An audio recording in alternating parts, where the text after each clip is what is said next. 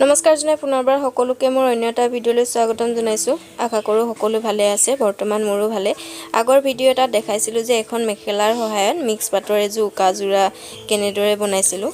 আপোনালোকে সেই ভিডিঅ'টোত বহুত মৰম দিছে, তাৰ বাবে অশেষ ধন্যবাদ জনাইছোঁ। আৰু আজিও এটা ভিডিঅ' লৈ আনিছোঁ। সেই একে ধৰণৰ, খালি অলপ ডিজাইনটো বেলেগ হয়। তাৰ বাবে দুখন মেখেলা লৈছোঁ, এয়া দেখিছে, আৰু এযোৰ মিক্স পাটৰ উকাযোৰা লৈছোঁ। মেখেলা এনেকুৱা দুখন লৈছোঁ। প্ৰথমতে যিমানটো জোখত কাপোৰযোৰত লগাম মেখেলাখনত চাদৰখনত, তাৰ আন্দাজ অনুযায়ী মই মেখেলা কাপোৰখিনি কাটি ল'ম।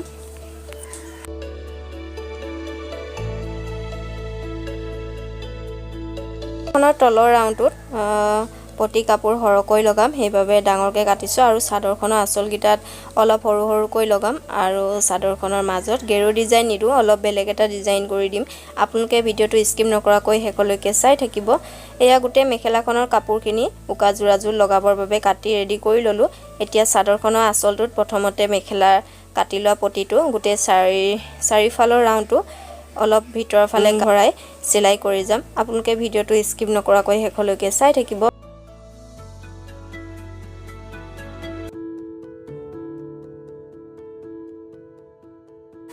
প্ৰথমতে চাদৰখনৰ আঁচলত তলৰ ছাইডৰ জইন কৰি লৈছোঁ পটিটো, আৰু এতিয়া ছাইডকেইটা জইন কৰি ল'ম, আৰু ওপৰৰ ফালৰ ছাইডটো চিলাই কৰি ল'ম। মানে পটিটো লগোৱা চাৰিওটা ছাইডে চিলাই কৰি দিম ধুনীয়াকৈ। চাদৰখনৰ আঁচলকেইটা চিলাই ৰেডি কৰি লোৱা হৈ গৈছে।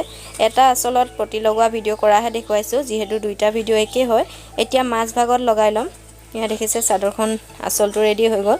চাদৰখনৰ মাজভাগত অলপ এনেকুৱা ডিজাইনত লগাইছোঁ। এটা ছাইডেহে চিলাই কৰিম, বাকীখিনি চিলাই কৰি নিদিওঁ।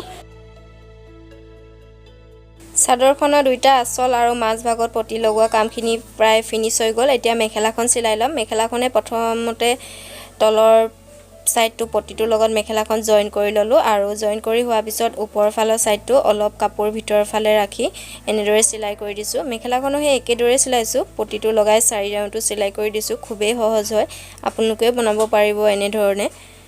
আৰু এইখিনিতে এটা ৰিকুৱেষ্ট কৰিলোঁ, ভিডিঅ'টো চাই যদি ভাল লাগে লাইক কমেণ্ট কৰিব। যিসকল নতুন তেওঁলোকে প্লিজ মোৰ চেনেলটো ছাবস্ক্ৰাইব কৰি দিবলৈ নাপাহৰিব।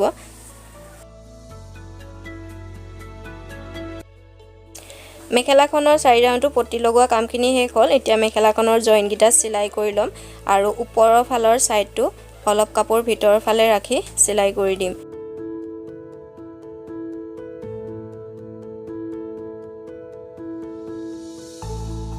মেখেলাখন দুইটা ছাইড জইন কৰি লোৱা হোৱাৰ পাছত ওপৰৰ ছাইডটো দেখা পাইছে ভিডিঅ'ত দেখুৱাৰ দৰে ভিতৰৰ ফালে অলপ কাপোৰ ৰাখি চিলাই কৰি ল'লোঁ। ফাইনেলি মেখেলাখন চিলাই কৰি লোৱা হৈ গ'ল, দেখা পাইছে। কেনেকুৱা লাগিছে নিশ্চয় কমেণ্ট কৰি জনাব। ফাইনেলি গোটেই কাপোৰযোৰ ৰেডি হৈ গ'ল। এইখন হ'ল চাদৰখন। আজি ভিডিঅ'টোত চাদৰখন দহি কেনেদৰে বাতিলোঁ তাৰ ভিডিঅ' কৰি নেদেখুৱালোঁ। আগৰ কেইবাটাও দহি কেনেদৰে বান্ধো তাৰ ভিডিঅ' দিয়া আছে, আপোনালোকে যদি চাব বিচাৰে চাব পাৰিব। আৰু এইখন হ'ল মেখেলাখন, এইটো ব্লাউজটো। ব্লাউজৰ ভিডিঅ'টো আজি নকৰিলোঁ, মইনো এই ব্লাউজটো কেনেদৰে চিলাই কৰিলোঁ ইয়াৰ নেক্সট ভিডিঅ'ত আপোনালোকক দেখুৱাম। আৰু মাজৰ ভাগত খুবেই চিম্পুলভাৱে এটা সৰুকৈ ডিজাইন কৰিছোঁ, এয়া দেখা পাইছে। গোটেই কাপোৰযোৰ কেনেকুৱা লাগিছে নিশ্চয় কমেণ্ট কৰি জনাব আপোনালোকে। আৰু আজি ভিডিঅ'টো চোৱাৰ বাবে সকলোকে বহুত বহুত ধন্যবাদ। পুনৰ এটা নতুন ভিডিঅ' লগ পাম, তেনেহ'লে আজিলৈ আহোঁ, বাই।